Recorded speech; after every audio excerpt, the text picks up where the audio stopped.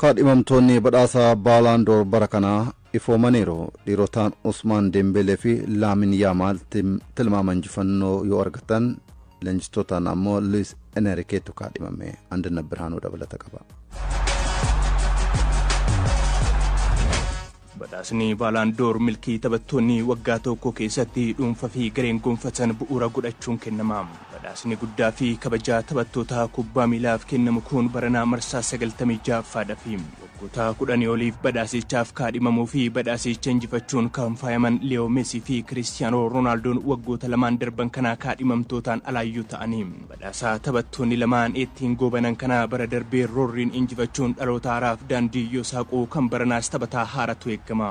Taphattoonni Paris Saint-Germain yeroo jalqabaaf shaampiyoonii Awurooppaa taasisan 9 Usmaan Dembelee, Desiree Doué, Kivicha, Kvaratskhelia, Vitinha, Hakimi, Fabian Ruiz, John Neves fi Gianluigi Donnarummaan kaadhimamtoota xumuraa 30 keessa him. Shaampiyooniin Firaansi fi Awurooppaa Paris Saint-Germain seenaa badhaasichaan Riikoordii taphattoota hedduu kaadhimsiisuu kanaan dura Real Madrid taphattoota 8 qabateetiin tures fooyyesse. Dargaggeessi qaxaleen Barcelona Lamine Yamal, Rafinha, Lewandowski fi Perrin kan Liverpool Mohamed Salah, Virgil van Dijk, Alex McAllister fi Har'a kilabichaaf kan mallatteesse Florian Wirtz kaadhimamtoota. Real Madrid irraa goolii danuu galchuun badhaasa Pichichi kan fudhate Kylian Mbappé waliin morkataan xumuraa bara darbee Vinicius Junior fi Jude Bellingham Serie A Italii keessa Napoli kabajatti kan deebise Scott McTominay fi Inter Milan Lautaro Martinez kaadhimamtoota xumuraa badhaasa Ballond'or bara kana keessa him. Bundesliga Germaniin waggoota lamaan darban walitti aansuun goolii hedduu galchuun kan xumure Hurricane Sporting Lisbon irraa gara Arsenal kan jijjiirame Victor Gyökeres Chelsea waliin shaampiyoonii addunyaa kan ta'e Cole Palmer akkasumas maashinni goolii Manchester City Erling Haaland saammatamanii. Kaadhimamtoonni xumuraa 30 kunneen barichaan gahumsa dinqii mul'isuun jaalattoota kubbaa miilaa bohaarsanis Usmaan Dembelee fi Laamin Yaamaal tilmaama injifannoo argatanii. Egaa Barcelona irraa gara Paris Saint-Germain jijjiirameen booda gahumsattiin beekamutti deebi'ee yookaan irra deebiin dhalate jedhamuun kan leellifamu Usmaan Dembeleen bara dorgommii milkii Paris Saint-Germain dabarseef motora jijjiiramaati. Bara dorgommii xumuramee waancaawwan biyya keessaa hunda Paris Saint-Germain waliin kan injifate Usmaan Dembeleen waancaa Champions League kilabichi yeroo jalqabaaf milkeeffate keessatti gumaacha bakka hin bu'amne baate. Min France ganna 28 Usmaan Masur Dembeleen dorgommilee hundaan taphoota 39 Paris Saint-Germainiif taphateen gooliiwwan 33 galchuun kubbaa goolii ta'an 19 waayilansaaf mijeesse.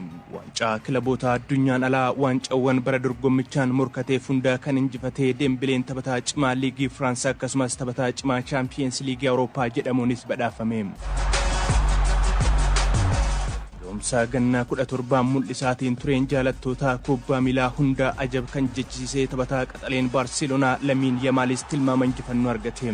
Barcelona waliin La Liga Spain, Copa del Rey fi mo'amtoota Spain kan injifate Lamine Yamaal haalli dirree keessatti dhiibbaattiin uumuu goolii galchuu fi mijeessuu adduma.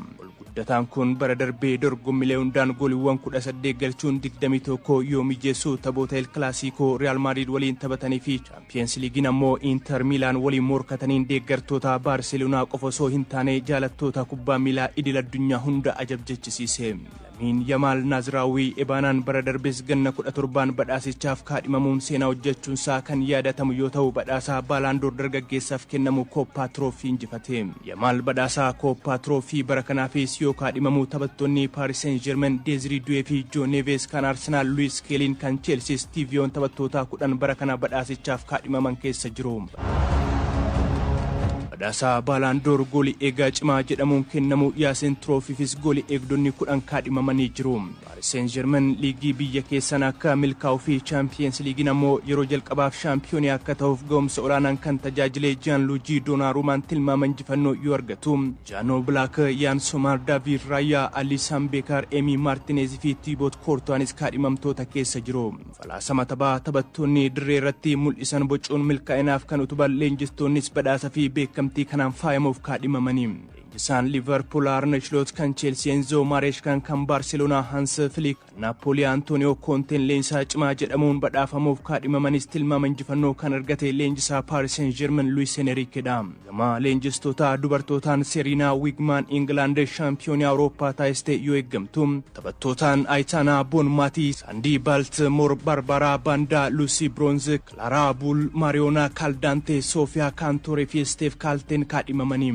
Badhaasni Ballond'or kun gosoota badhaasaa 10 yoo kennamu sirnichi ammoo fulbaana 12 bara 2018 France Parisittiin gaggeeffama. Chelsea Bayer Leverkusen ni simata. St James Park tammoo Newcastle United kilaba Spain Espanyol waliin taphachuuf beellamateera. Monaco fi Inter Milanis tapha michooma waliin ni taphatu. Boru Manchester United Old Trafford kilaba Italy Fiorentina keessummeessa.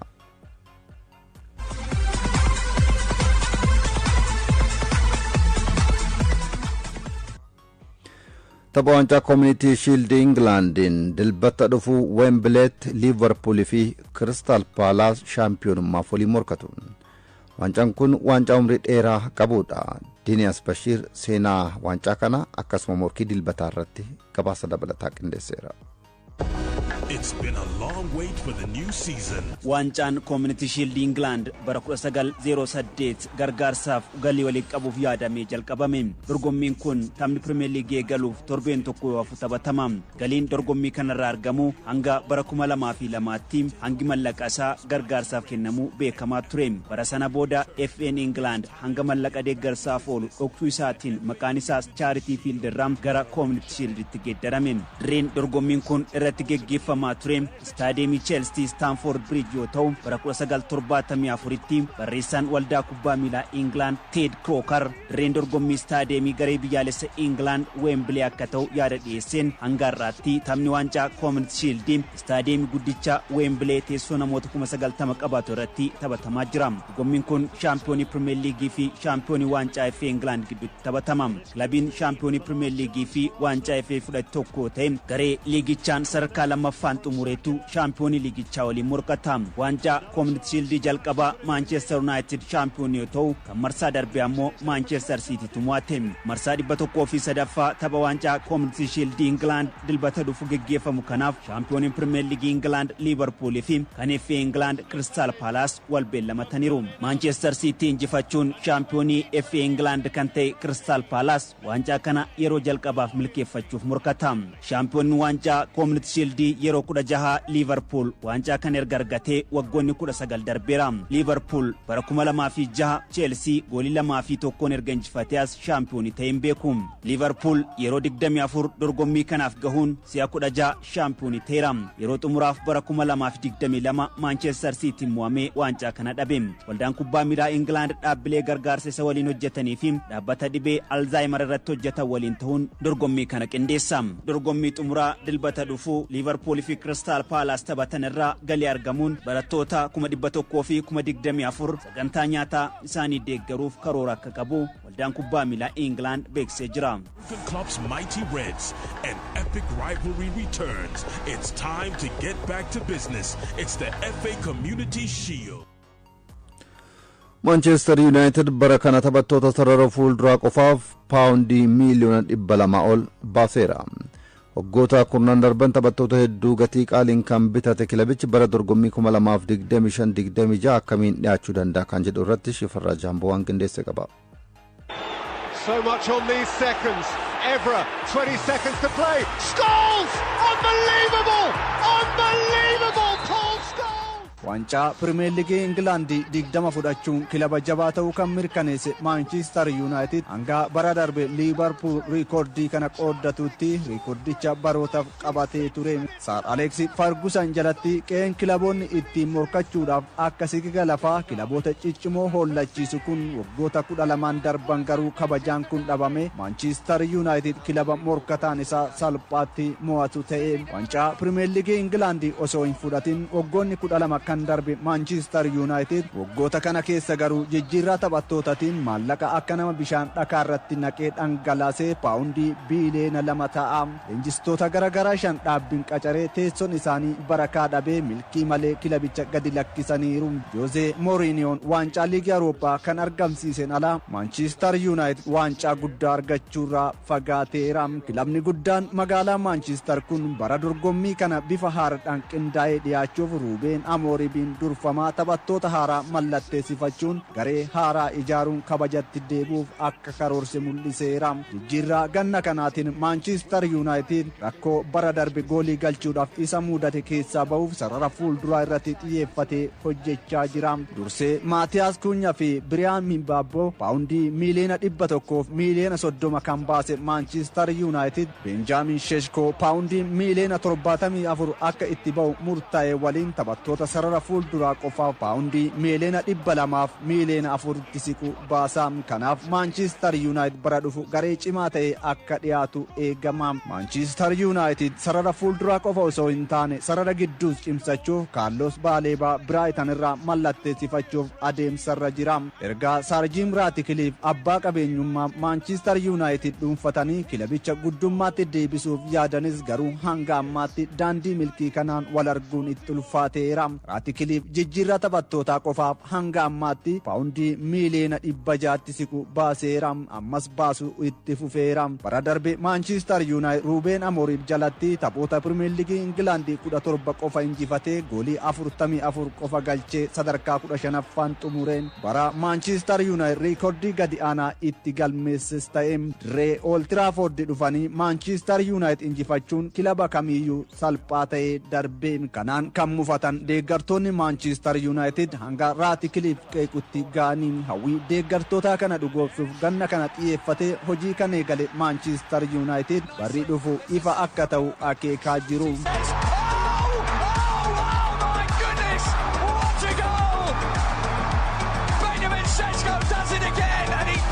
Bundesliga Germanin RB Leipzig keessatti goolii galchuun kilaboota hedduu onnee kan booji'e Benjamin Sheshkoon Manchester United ga'eera. Maatiyaas Kuunyaa fi Biriyaan Mimbaaboo waliin hongee goolii galchuu Manchester United kana ni furuuf eegama. Akka gabaasa The Athletic jedhutti yoo ta'e Manchester United Sir Alex Fergusoniin booda rakkoo maallaqa baasuu osoo hin taane rakkoo hooggansaaf qindoominaatu mudatee jedha. Akka fakkeenyatti jedha Manchester United baroottan 12 darban taphattoota qaqqaalii hedduu biteera. Benjamin Sheshkoon taphataa qaalii 11ffaa Manchester United Fergusoniin booda mallatteessifate. Pogba paawundii miiliyoona 89 itti ba'e. Harry Maguire paawundii miiliyoona 80, Antonin paawundii miiliyoona 81, Lukaku, Angel Di Maria, Rasmus Hojlund, Casemiro, Sancho fi ganna kana taphattoota Manchester United mallatteessifatan keessaa Biriyaan Mimbaaboo, Maatiyaas Kuunyaa fi Benjamin Sheshkoon tarree taphattoota qaqqaalii kana keessa jiru. Kanaaf Manchester United kana booda morkattummaatti deebuudhaaf qindoominaa fi walhubannaan hooggantoota murteessaa akka ta'e akeekamu. Ruben Amorim taphattoota tooftaa taphaa isaaf ta'an naamusa Manchester United kan kabajan ajaja leenjisaa kan fudhatanii garicha ijaaruu barbaada. Kana duuba hooggantoonni fi deeggartoonni Manchester United murteessaadha. Taphattoonni akka Jadon Sancho, Marcus Rashford fi Garnaachoodha kanaaf ragaadha. Kanas ta'u Manchester United bara dhufu haalaan qindaa'ee dorgommiilee Awurooppaa fi Premier League Englandin morkattummaatti deebi'a kan jedhu sanbata dhufu Premier League England yoo eegalu galma yaadan milkeessuudhaaf hojii eegalu maaltu Manchester keessatti jijjiirama yerootu deebisa. Ahmad tiptoeing his way and then breaking his way into the Brentford box and it beats Mark Flecken. Premier League England bara dorgommii 2025-26 eegaluuf torbeen tokko qofti hafuun liigichaan goolii hedduu galchuun morkiin taphattoonni olaantummaan xumuruuf taasisan xiyyeeffannoo argateera. Taphataa sarara fuulduraa Liverpool Mohamed Salah bara darbe goolii 29 galchuun olaantummaan kan xumure yoo ta'u, Alexander Isaac goolii 23 akkasuma Erling Haaland ammoo 22 galchuudhaan ittaanuudhaan xumuran. Dorgommii haaraa torbeen booda eegalamuufis taphattoonni ciccimoo liigicha keessa jiran eenyuuf milkaa'uu danda'a kan jedhu dhimma xiyyeeffannoo argateedha. tilmaama koompiteraatiin Erling Haaland harka 64.9 baay'ina goolii galchuutiin olaantummaan akka xumuru tilmaama argateera. Haaland goota 3 taphate keessaa 2 liigichaan badhaasa kophee warqee argateera. Bara darbe olaantummaan kan xumure Mohamed Salah ammoo harka 11 qofaatu kenname. Bara dorgommii kana yookiin ganna kana Arsenaliif kan mallatteesse Victor Gyökeres harka 4.9 qofa argatee jira. Taphattoonni akka Chris Wood, Cole Palmer, Ole Watkins sadarkaa itti aanuun xumuruu akka danda'an tilmaamni koompitarri kenne ni akeeka.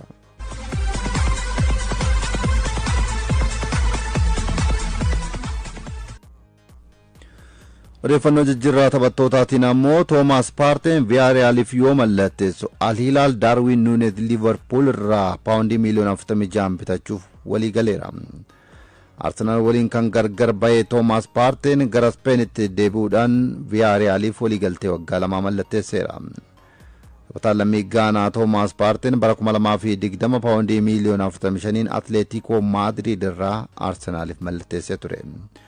Oduu jijjiirraa birootiin ammoo Al Hilal Darwin Nunes Liverpool irraa mallatteessisuuf akka walii galan himameera. Lammiin Uruguay bara 2022 Benfica irraa paawundii miliyoona 64 Liverpoolitti kan dabalame yoo ta'u taphoota 143 Liverpooliif taphateen goolii 40 galche. Bara darbe garuu taphoota Premier League England 8 qofaan jalqabarraa eegalee kilabicha tajaajile. Dorgommii walii galaatiin ammoo goolii 7 qofa lakkoofsise. Taphataan ganna 26 Nunes Al Hilaliif mallatteessuudhaaf qorannoo fayyaatu isarraa eegama.